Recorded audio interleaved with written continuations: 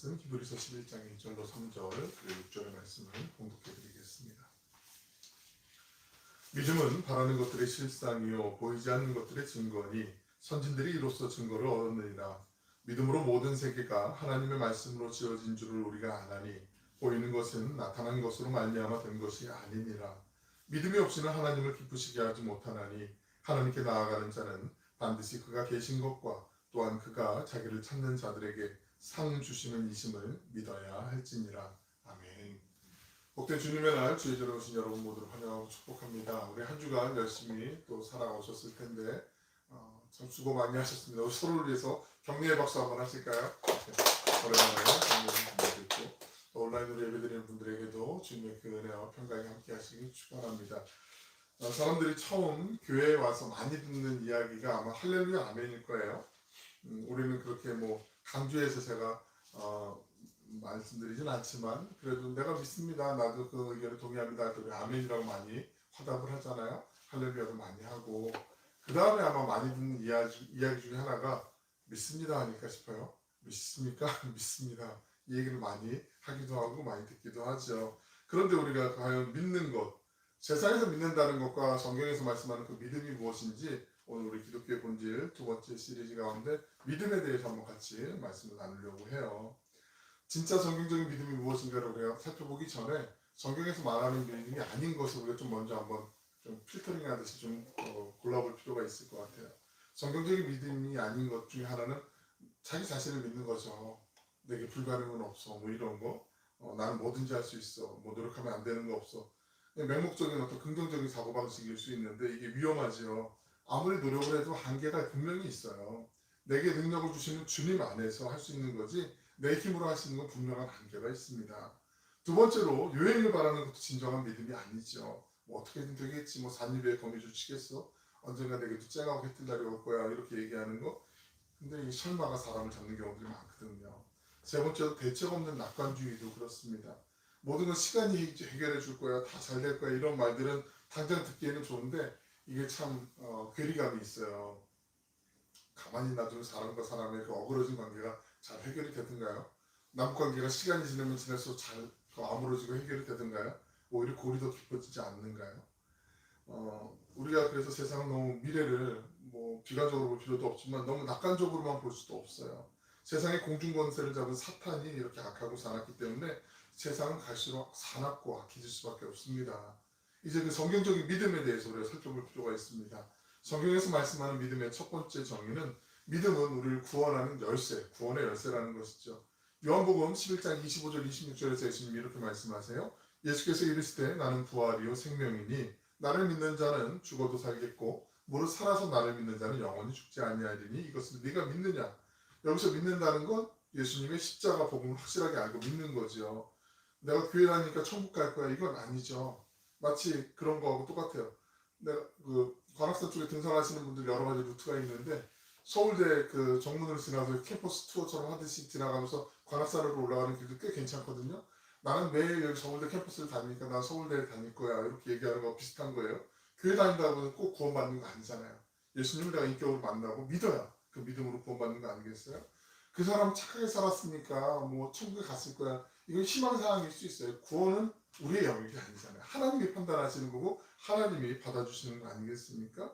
예수 그리스도를 내가 믿는 믿음, 그 예수님을 나의 인생의 주인으로 구원자로 영접하는 것, 이것이 정말 구원받는 믿음이 되는 거 아니겠습니까? 이러한 믿음이 어떻게 생기는가 성경은 명확하게 말씀하고 있죠. 믿음은 들음에서 난다라고 말씀하고 있어요. 우리 함께 로마서 10장 17절의 말씀을 같이 읽어보겠습니다. 시작. 그러므로 믿음은 들음에서 나며 들음은 그리스도의 말씀으로 말미암았느니라. 주님의 말씀, 그리스도의 말씀을 들어야 믿음이 생긴다라고 성경은 분명하게 말씀하고 있어요. 하나님의 말씀을 듣지 않으면 믿음이 생길 수도 없고 거듭날 수도 없습니다. 교회를 오래 다녔지만 그냥 종교 활동만 하는 분들이 종종 있어요. 꽤 의외로 많이 있어요. 안타까울 뿐이죠. 해결책이 딱 하나예요. 거듭나야 된다는 거. 그래서 하나님의 말씀, 그 복음을 붙잡는 거 그게 제일 중요하죠. 그래서 교회에서는 하나님의 말씀만 흥황해야 돼요. 교회 안에서 세상적인 이야기 물론 친교로 해서 할 수 있고 필요하지만 그게 주가 되면 주객이 전도되면 절대 안 되는 거죠. 하나님의 생명의 말씀, 그 말씀을 통해서 사람을 구원하시고 변화시키기 때문에 그렇죠. 우리가 설교를 통해서 또 말씀을 묵상하는 가운데 찬양하는 중에도 그렇죠. 하나님의 말씀 가운데 우리가 세상의 소리가 아닌 하나님의 말씀을 듣는 분위기를 교회가 만들어가는 것, 이건 정말 중요한 거죠. 복음의 말씀을 들어야 예수님 모르는 분들이, 믿지 않는 분들이 믿게 되어 있고 구원받게 되어 있기 때문에 그렇습니다. 말씀을 들은 다음에 그 다음에 스텝은 말씀을 믿어야 되는 거죠. 말씀을 믿는 게 근데 쉬운 게 아니죠. 말씀 들었다고 다 아멘을 하고 믿습니다 하면 참 좋겠는데 그렇지 않단 말이죠. 자꾸 우리를 말씀을 믿지 못하게 만드는 방해하는 사탄의 괴계가 있어요.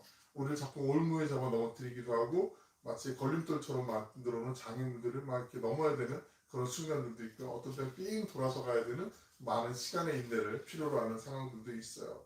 성령께서 우리를 도와주세요. 그런데 말씀이 우리 안에 떨어지면 성령께서 잘 자라날 수 있도록 그 인큐베이팅 할 수 있는 그 시간을 우리에게 허락해 주신다는 거죠.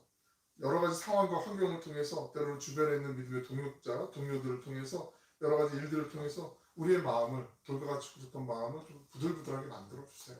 그리고 하나님의 말씀이 어떤 순간에 아 그렇구나, 그게 그런 뜻이었구나 하고, 여러 문장도 필요 없어요. 한 문장, 때로는 몇 개 단어, 한 단어만 그 마음에 꽂혔는데 그 말씀이, 그 단어가 내 마음을 후렵하고 이전에 몰랐던 낯선 뜨거움이 막 생기게 되고, 아 그렇구나, 하나님 나를 위해서 이렇게 정말 오래 기다려 주셨구나, 하나님 날 구원해 주시려고 이렇게 사랑하시는구나, 그때 전환점이 생기게 되는 거죠.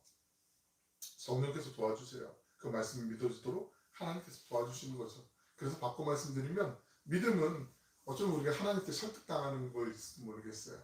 오랜 시간 동안 우리가 하나님을 외면하고 하나님 우리를 불러주셨지만 그 부르심에 응답하지 않고 손 내미시는 그 손을 잡지 않았다 할지라도 그 시간 동안 하나님 우리를 계속해서 말씀하시고 우리에게 계속 권면하시잖아요.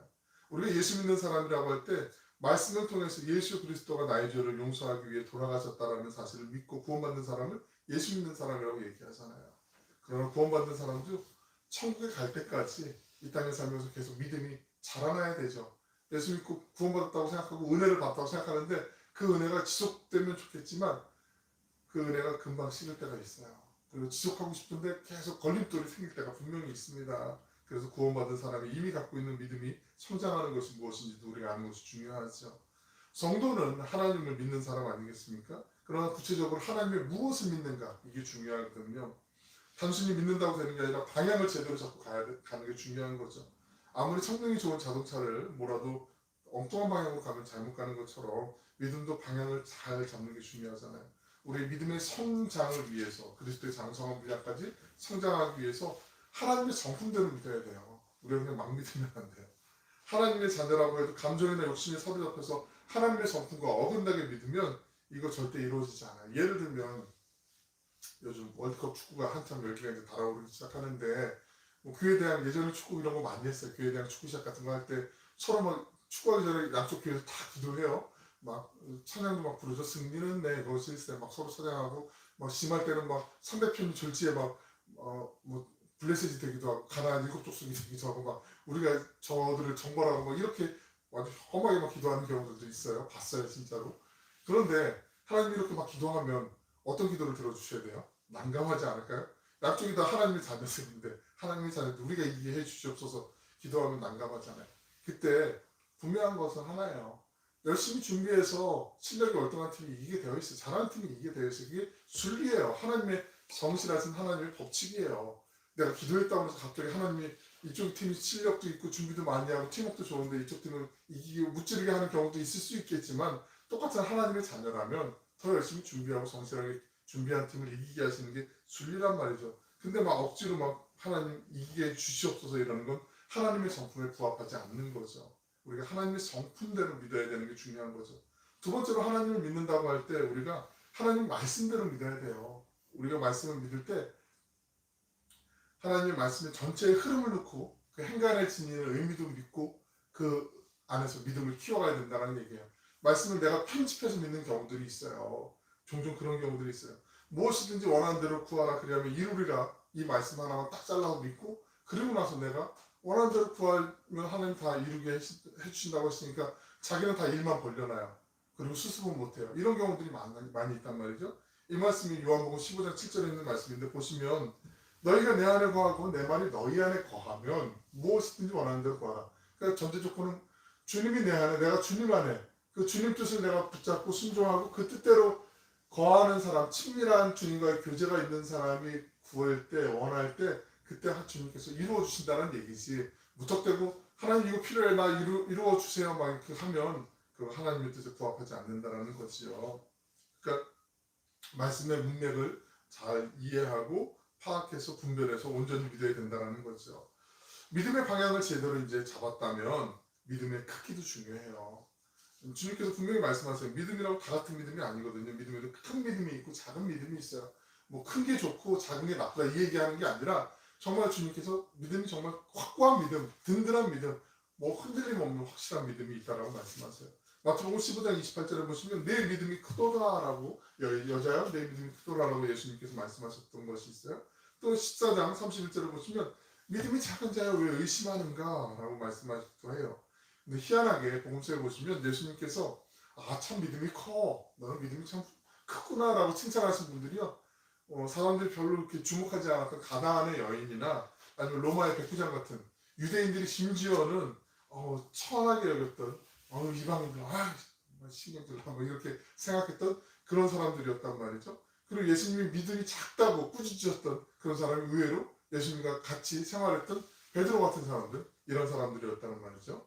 그러니까 교회에 오래 다녔고 성경 지식이 많이 있다고 해서 믿음이 크다라고 저 사람 믿음이 대단한 것 같아 이렇게 우리가 속을 수도 있는데 그건 아니라는 거죠. 하나님께서 보실 때는 우리의 믿음의 기준이 우리의 보는 시선하고 좀 다를 수가 있어요.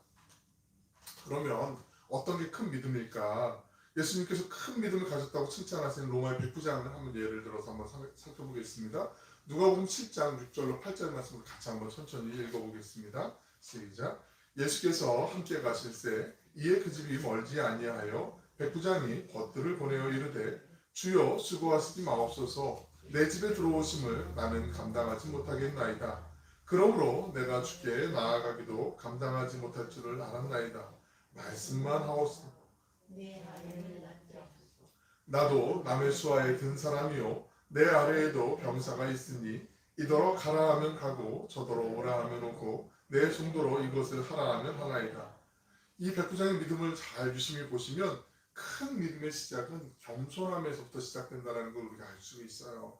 백부장은 예수님께서 자기의 집에 오는 걸 감당하지 못하겠다라고 얘기해요. 근데 우리가 잘 아시지만 백부장은 이 당시에 상당한 권력을 갖고 있는 로마 군대의 지휘관 중에 하나였거든요. 백부장이 천부장이 그 지역, 그 나라, 그 식민 지배를 받고 있는 그 나라의 거의 뭐 총사령관 정도 역할이었고 백부장 그 아래에 있는 바로 아래 직급이었으니까 꽤 높은 지휘관이었단 말이죠. 그러니까 얼마든지 목에 힘주고 예수님 일로 좀 오시지요 라고 얘기해도 될 만한 위치에 있는 사람이었어요.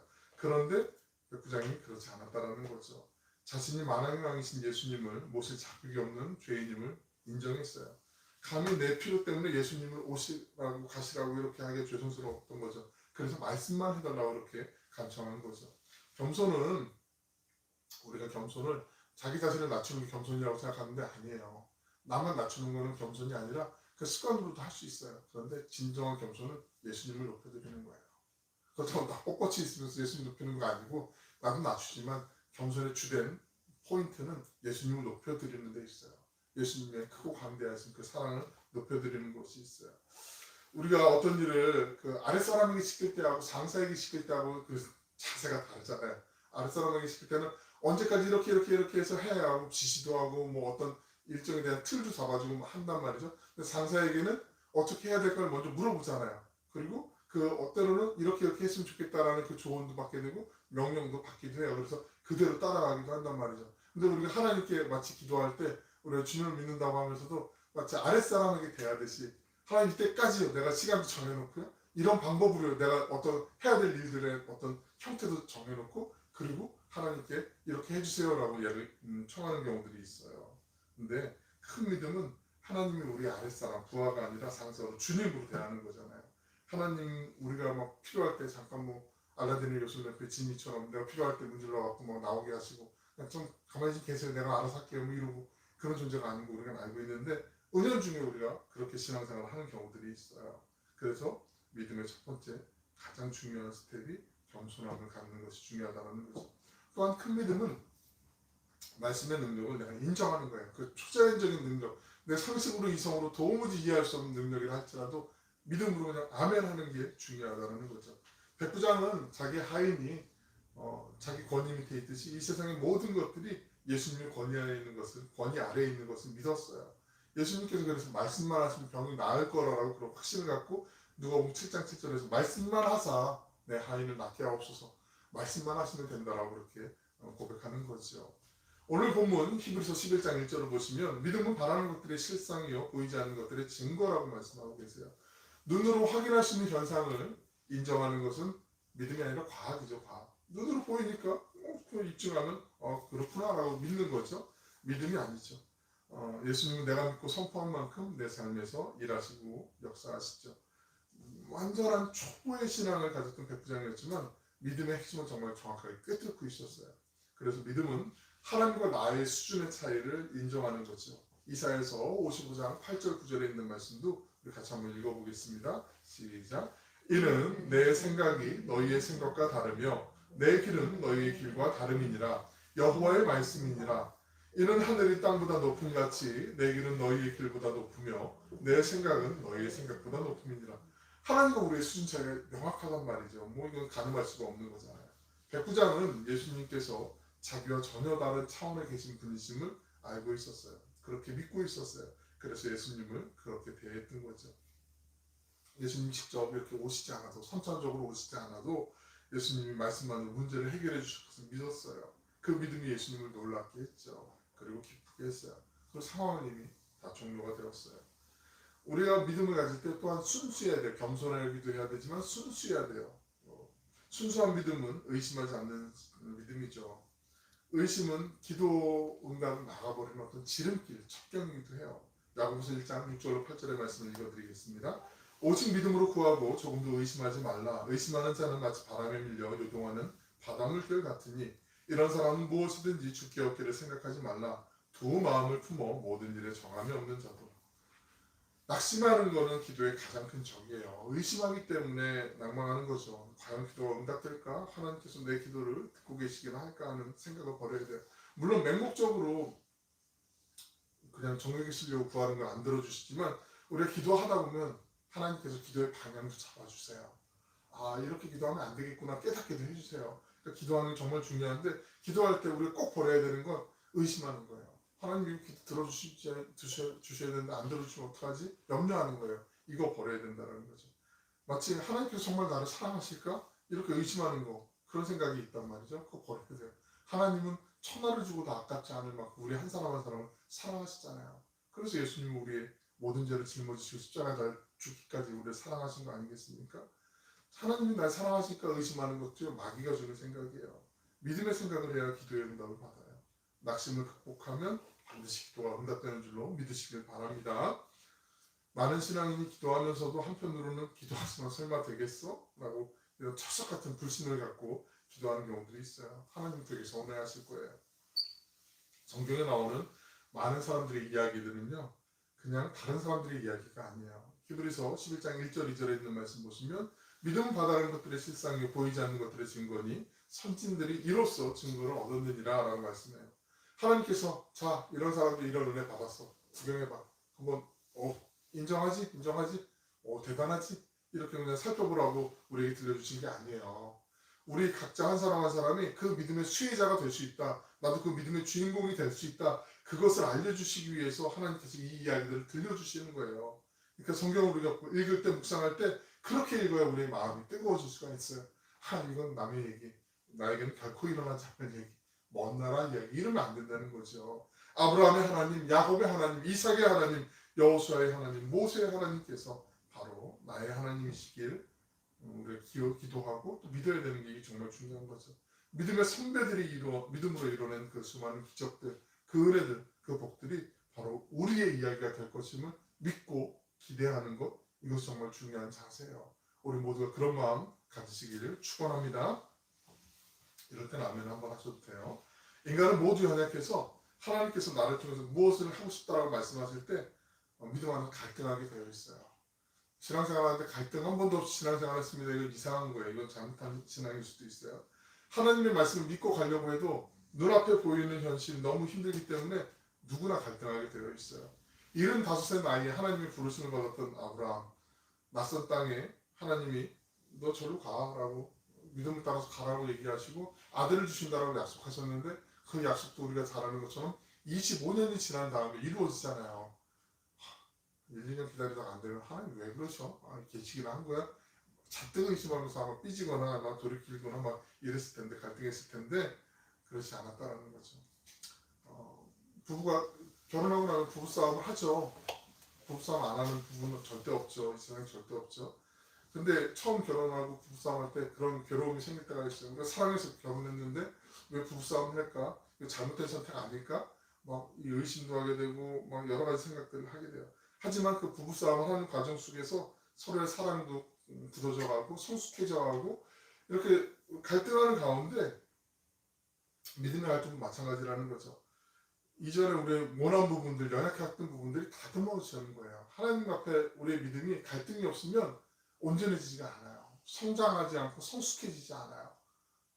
부부도 그러면서 조금씩 참고 기다려주고 인내하면서 서로를 알아가고 맞춰가는 거 아니겠어요? 아, 여기까지는 내가 어떻게 해볼 수 있기는 이거는 선을 넘는구나. 불가항력이라는 걸 나중에 깨닫게 되는 경우도 있어요. 그죠? 그러니까 서로 존중해주게 되고 인정해주게 되는 거. 존중까지 안 돼도 인정해주는 것부터 풀어나가게 되는 것처럼 하나님께서 우리의 갈등, 우리 신앙의 갈등을 주시는 것 하나님께서 우리의 모난 부분들을 다듬어 가시는 과정이라는 거죠. 이거 견디지 못하고 조급해지면 인간적인 무리수를 두면 큰일을 나게 되는 경우도 있어요. 대표적인 게 아브라함의 아내 사라 아니겠어요? 하나님이 분명히 약속의 자손을 주신다고 했으니까 내가 지금 몸이 많이 늙었는데 이거 아이를 낳을 수 있는 어떤 생리학적인 나이가 절대 아닌데 하나님 꼭 나를 통해서 날아오는 법을 말씀하시는 건 아니니까 그럼 내 몸쪽 여종인 하갈을 통해서 나도 되겠네. 아브라함이 어차피 씨니까 그렇게 생각하고 이스마엘을 낳았잖아요. 그러니까 이스마엘과 그 후손인 아랍 사람들과 오늘날 이스라엘 끊임없이 지금까지 대립하는 갈등이 있는 거 아니겠습니까?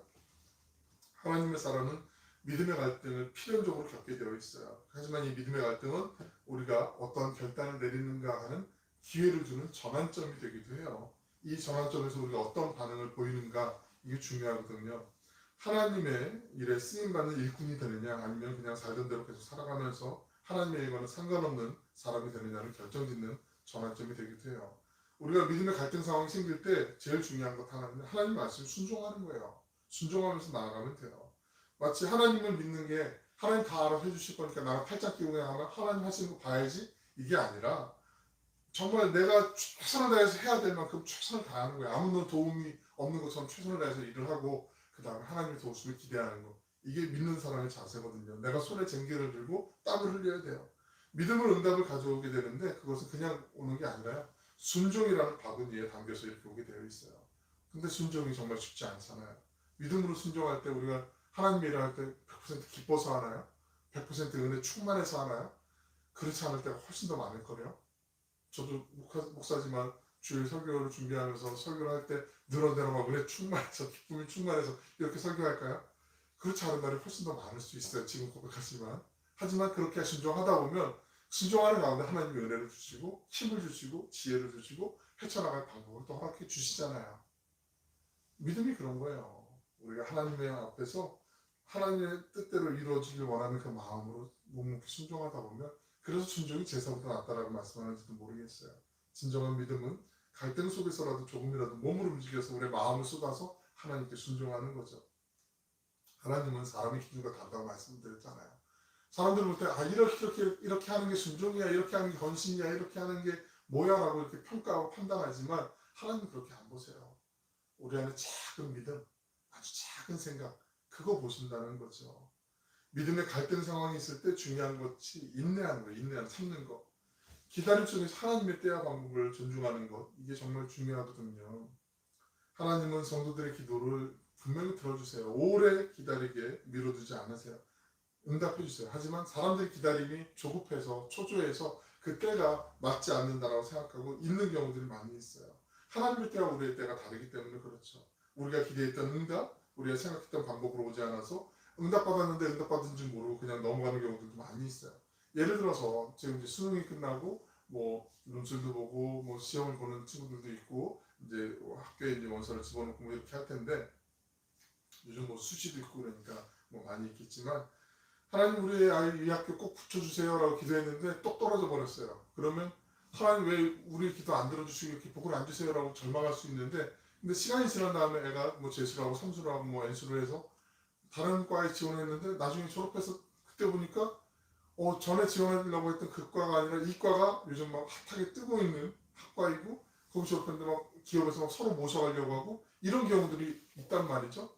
오히려 이게 한번 잠깐 숨고르기를 한 상황인데 물론 그 과정은 힘들지만 재수하는 게 솔직히 힘들잖아요. 또 시험을 학교 공부하고 난 다음에 또 공부하는 거 얼마나 힘들어요. 부담스럽고 불편하고 그 얼마나 불편한지를 듣고 싶은 저한테도 제가 생생하게 들려줄 수 있어요. 얼마든지. 그런데 나중에 시간이 지나고 난 다음에 이게 하나님의 섭리였구나 우리가 깨닫는 경우들 하나님의 은혜였구나 깨닫는 경우들이 많이 있다는 거죠. 그러니까 하나님의 응답은 우리가 기대했던 것보다 언제나 더 좋으세요. 하나님의 응답은 우리가 기대했고 생각했던 것보다 언제나 오르세요. 그러니까 우리가 생각했던 가장 좋은 길이 아니라 하나님께서 예비하신 좋은 길이 있는 것을 우리가 꼭 기대하면서 인내하는 것 이거 정말 중요한 거죠. 믿음의 갈등 상황을 통해서 하나님은 우리의 믿음을 점점 성숙하게 해주세요. 갈등만 있는 것이 아니라 갈등 속에서 이제 성숙하게 성장하고 성숙하게 만들어 주시는 거죠. 처음부터 막 강한 믿음, 굳센 믿음 갖고 있는 사람 없어요. 그랬다가도 깨지는 게 믿음이란 말이죠. 아브라함도 되게 여리여리하고 아주 불안한 믿음을 갖고 시작을 했어요. 출발을 했어요. 하지만 하나님께서 조금씩 작은 연단의 과정을 통해서 그 믿음을 키워가시고 그 사람들을 믿음의 사람으로 만들어 주셨다는 거죠. 모든 믿음의 사람들은 수년 아니면 수십 년의 시간을 거쳐서 그들의 믿음이 성장되고 성숙해 하신 것 우리가 성경을 통해서 잘 알고 있어요. 하나님은 하나님의 사람에게 계속해서 어떤 과제처럼 숙제를 내주시는데 그때마다 새로운 믿음의 분량을 원하시는 과정, 어떤 통과의 어떤 통로 같기도 해요. 과정 같기도 해요. 하나님과 계속해서 친밀한 관계를 유지하고 있는 것이 그래서 중요한 거죠. 하나님은 결코 오늘의 일을 어제의 인도하심에 따라서 결정하지 않으세요. 여호수아가 우리가 잘 아는 대로 여리고성을 무너뜨릴 때하고 아이성을 무너뜨릴 때 방법이 달라야 했는데 이게 기도하지 않고 방심하고 덤비다가 낭패로운 게 아이성 아니겠습니까? 어제 성공했던 일이 다른 교회에서 이거 하면 된대 라고 했던 게 꼭 하나님께서 오늘 우리에게 쓰시고자 하는 방법이 아닐 수도 있다는 거죠. 그래서 우리는 오늘 또 새롭게 하나님을 바라보고 의지해야 돼요. 우리의 믿음의 분량만큼 하나님께서 책임져 주세요. 내가 믿지 않는 것은 내가 책임져야 돼요. 하나님은 내 믿음의 크기만큼 일하세요.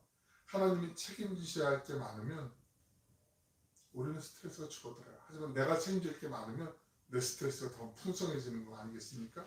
하나님께서 책임져 주시면 우리는 평안할 수 있고요. 담대한 마음을 가질 수가 있어요. 그래서 믿음이 커지면 커질수록 평안해지고 담대해지게 되는 거죠. 본문 히브리서 11장 6절에 있는 말씀 보시면 믿음이 없이는 하나님을 기쁘시게 하지 못한다라고 말씀했어요. 우리가 아무리 하나님의 일을 해도요. 믿음을 갖고 하는 게 정말 중요하고 이게 하나님을 기쁘시게 하는 것이라고 말씀하세요. 우리가 겨자씨 하나만 하나 같은 작은 믿음만 있어도 하나님께서 기뻐서 좋아서 어쩔 줄을 모르신다라는 거죠. 하나님을 믿는 거 믿음의 크기 그 크기를 갖고 말하면 믿음의 순도라고도 볼 수 있어요. 100% 전적으로 믿는 거 그냥 약간 살짝 한 51% 정도 믿고 한 49%는 내가 한번 바람을 살짝 따는데 담가보고 이러는 거 아니고 온전히 하나님을 믿는 거 그때 하나님이 기뻐하신다는 거죠. 하나님의 말씀을 믿고 듣고 믿음이 생겨서 믿음의 씨앗이 생기고 점점 자라나고 성장하는 것 하나님 보실 때 얼마나 기뻐하시는 일이겠습니까? 하나님을 기쁘시게 하면 하나님은 다른 모든 것을 우리에게 더해 주세요. 믿음으로 하나님을 기쁘시게 하는 사람에게는 하나님이 정말 넌 바라만 봐도 좋구나 정말 기쁘구나 계속해서 우리에게 은혜를 부어주시려고 계속 노력을 하시겠죠. 때로는 우리에게 필요한 구하지 않은 것조차도 하나님이 이미 탁 여호와 일의 은혜로 예비해 주시는 은혜도 있을 거예요. 우리 모두 그런 승리를 맛보게 될 줄로 믿습니다. 우리 모두 함께 살아계셔서 우리와 동행하시는 그 하나님을 날마다 뜨겁게 체험하면서 하늘의 능력을 공급받는 그 삶을 살아야 할 줄로 믿습니다. 더욱 굳세고 강한 믿음으로 승리하는 인생을 살아가게 되길 주님의 이름으로 간절히 축원합니다. 우리 같이 한번 아까 불러서 찬양 한번 다시 찬양하길 원하는데요. 이 찬양 부르면서 하나님 우리의 믿음이 하나님 추상적인 믿음이 되지 않고 날마다 하나님이 우리를 때로는 연단시킬 때가 있고 우리를 성장시키기 위해서 때로는 이 어려운 관문들을 지나가게 할 때도 있는데 하나님 그 인내하면서 겸손한 마음으로 주님을 바라보며 우리가 한 걸음 한 걸음 나아가시도록 하나님 은혜 베풀어 주시기 원합니다. 우리 그 고백으로 한번 찬양하고 기도했으면 좋겠습니다.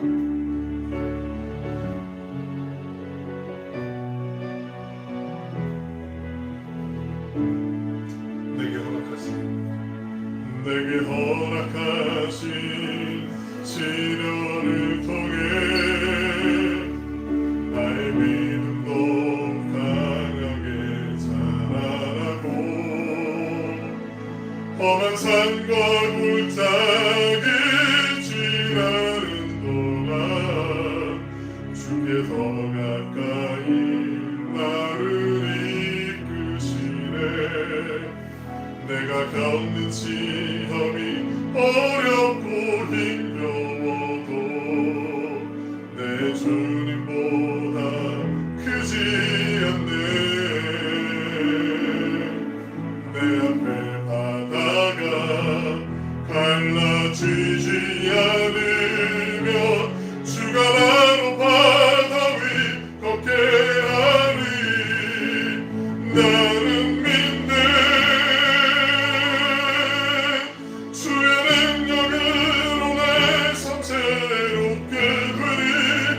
나는